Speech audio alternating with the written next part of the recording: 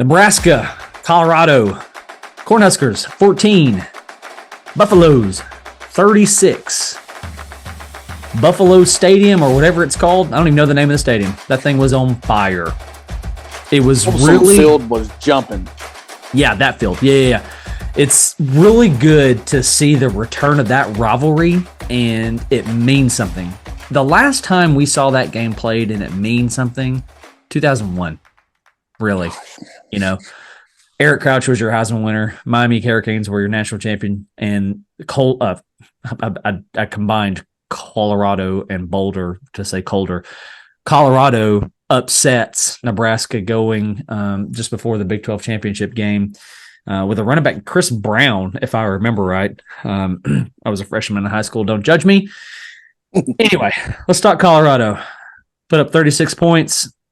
Shedeur Sanders is 97 yards away from 1,000. He is playing elite quarterback play. So looking forward to seeing him against a team like Oregon. Travis Hunter is proving to be that dude. So you've got your leaders and your dogs. If you know, you know. Otherwise, I'm not going to explain it. Listen, I just put something out on TikTok and Instagram not long ago, and I'm going to stand by it. I should, because I just said it. Travis Hunter and Shedeur Sanders are leading this Colorado team to a potential 10-plus win season. Wow. Argue with me, right? Yeah. Well, they've got the bulletin board material. When they do, I so wish I'm getting a little tired of Colorado. Let me say that first. But I want them to beat Oregon. Oregon and Dan Lanning had the major bulletin board materials talking about Colorado's not done anything and yada, yada, yada. And when it came to time to talking about leaving the conference and who's staying, who's going where, whatever, he had a major comment that will be 100% probably not even need to be said in Colorado's locker room. But yeah, I mean, that's going to be an absolute shootout. The week later, it's USC. If you don't think USC will score 50 on them, but they'll probably do the same to USC. I don't know what to tell you.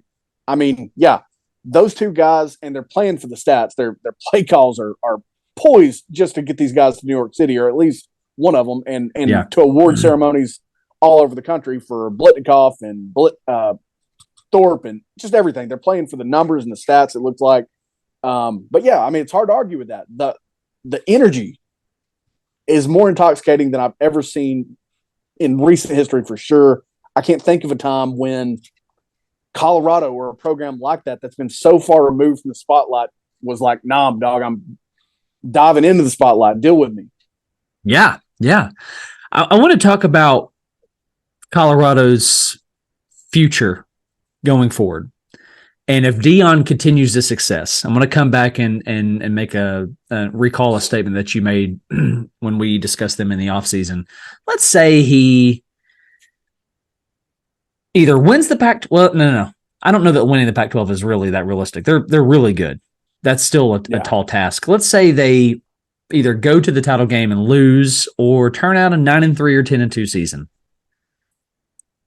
Is he in Colorado after year one if he continues his success? If he does it again in year two, how much longer is he in Colorado? I mean, is he going to see this thing through for the long run? I would be shocked. I would be concerned slightly about his mental health if he did do that, because he's going to be in that position where every major program that needs a coach is calling. I mean, if Napier doesn't work out, why wouldn't they call him? If Cristobal doesn't work out in Miami, why would they not call him? And he's looking more up than he was last year for sure. But I mean, if these programs need coaches, why are they not calling him? And what on earth is he doing if he wants to live through the portal and the talent in Colorado and they're nearby there over the talent in Florida or Texas if they move on from Jimbo in the next little bit? I mean, why would you stay? What on earth could pull you there when you've barely been there? I mean, I don't know. Well, nonetheless, let's see this through the 23 season. Are you in agreement with me? Is this a 9-3, 10-2 football team? Yeah, I mean, I don't remember what we set our ceiling and such at, but It wasn't even bowl eligibility. for sure. But let's say they do snap Oregon or USC, and that's a big, big ask, and that I don't think they're quite ready for that yet. They can get in the After that, shootout with Southern California. They can do yeah, that. Yeah. 100% they can. But I mean, you've got a few ranked opponents. You've got Oregon State that's looked better. You've got Washington State that's looked better in the last couple of years. You've got UCLA that you'll definitely be able to get in a shootout with. All these teams that you truly might, and this is bananas to say, that you truly might out talent with a three-headed monster or so of Shadur Sanders, Travis Hunter, Xavier Weaver. Mm-hmm. I mean, think about that. We're talking about Colorado out firepowering people with like 3 dudes or 4 dudes. Yeah. Yeah. Yeah. Which is just wild. And when you consider this game against Nebraska, they were 33 rushing attempts for only 58 yards, but Sanders threw for 393. Yeah. And it's just a touch of what I mentioned with Texas against Alabama, just enough to make you think twice if they run a play action or to make you respect it a little bit. But I mean, if Shador sees Weaver and he sees his numbers, sometimes you don't even need to do that. He's just going to throw it to him. That guy's going to go up and get it. You might as well. We talk about that's a bad average rushing the football, but they gave their lead guy, I'm trying to remember his name, Dylan Edwards, they gave him 9 attempts and he made 55 yards out of that. So, I mean, I think they're much more interested in passing the ball. They want to do anything and everything sexy that they can. That's just what my read on them so far, but it's working while they're doing it, which is not usually the result you get. For sure. I want to recall that text between you and I, if you can pull that up on Travis Hunter and the numbers that he had. I got you. Basically going both ways. While you're doing that, I'll touch on him for a minute. He is that dude. This guy is unbelievable in what he is doing. The ability to play both sides of the ball and at the level in which he is playing both sides of the ball. Let's see, receiving department. He was 3 catches for 73 yards. That's a 24.3 yards per catch with a long of 40. We know he's got a pick out of the TCU game. Let's see if I can find a defensive stat line on him while you were still pulling that up. Oh my gosh, he was 4 tackles, a pass deflected. The dude is just all over the field. And at this rate, we'll make sure this is clear and understood for those listening. At this rate, if he continues this, there is absolutely no reason why he should not only be in New York come the Heisman ceremony, but there's also no reason he shouldn't be the one holding the trophy when the night is done, because the Heisman is the most outstanding player, and he is outstanding. He 100% is. He's already in 2 games. He's got more scrimmage yards than Jabril Peppers had when he was a Heisman finalist, and he's already got the same number of interceptions at 1, mind you. But, yeah, you're 100% correct. Deion is going to play any chance that he gets to win and get those guys the numbers and the ball. He's going to do it, and it's remarkable to watch.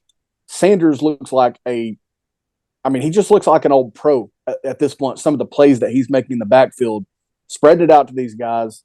Hunter is not only is he most outstanding, like you're talking about, if he keeps this up, he is the most deserving number 1 player as he was rated coming out of high school that I've seen in some time. Mm-hmm. There's no question in my mind that he's in that ballpark of dudes going and making a difference on a Colorado team, not on a team that's reloading and restocking like, Georgia, Alabama, Ohio State, etc. He's not that guy. He is doing this at Colorado where he is like head and shoulders above most of his teammates at talent-wise. Now, again, we'll see these tests that they have against Oregon and USC, what he's able to do in those games.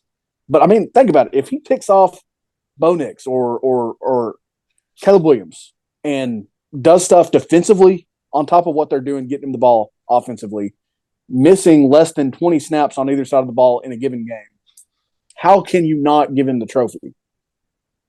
It would be the right thing to do. It'll actually be tough in the situation as well for the voters that don't typically watch college football. Oh, yeah.